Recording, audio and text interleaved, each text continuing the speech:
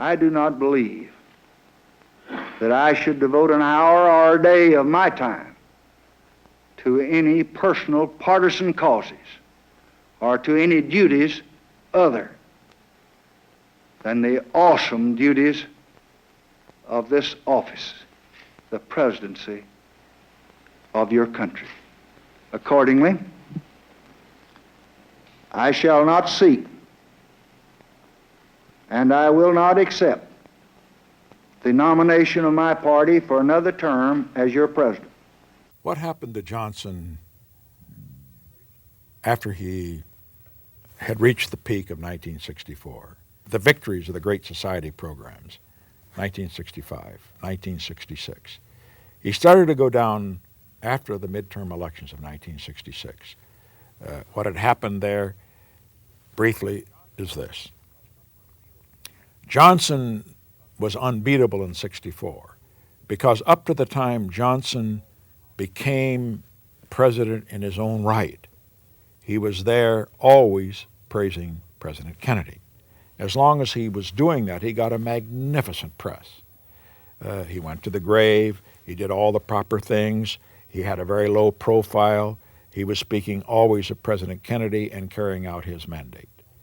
After he was elected in his own right, he began to be Johnson, and the press began to be turned off. And then after he dropped Bobby Kennedy, even more of them turned off. And then when the war began to escalate and Johnson didn't know what to do about it, it became even worse. And those three events combined to reduce Johnson's popularity. And then he just started to flail around, and everything that he tried seemed to crumble in his hands. It wasn't before the end of 1967 that he really, I think, gave up. What caused him to give up finally was when McCarthy didn't win in New Hampshire. Many people think that Johnson was forced to resign because McCarthy beat him in New Hampshire. McCarthy didn't beat him in New Hampshire. Johnson beat McCarthy.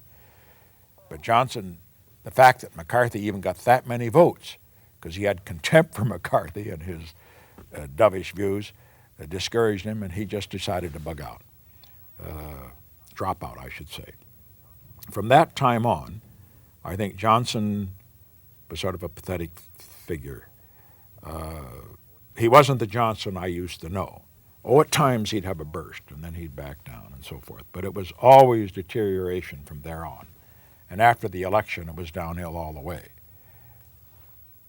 Lord Rosebery, in the 19th century, in describing Lord Randolph Churchill, Winston Churchill's father, who had terminal syphilis, once said that he died by inches in public. And so it was with Johnson. He began virtually to shrivel in public. Johnson himself described it in a rather poignant way. He said, you know, President Kennedy was lucky. He was assassinated, and it was over in a day. With me, it goes on day after day, this assassination, and it's much more torturous.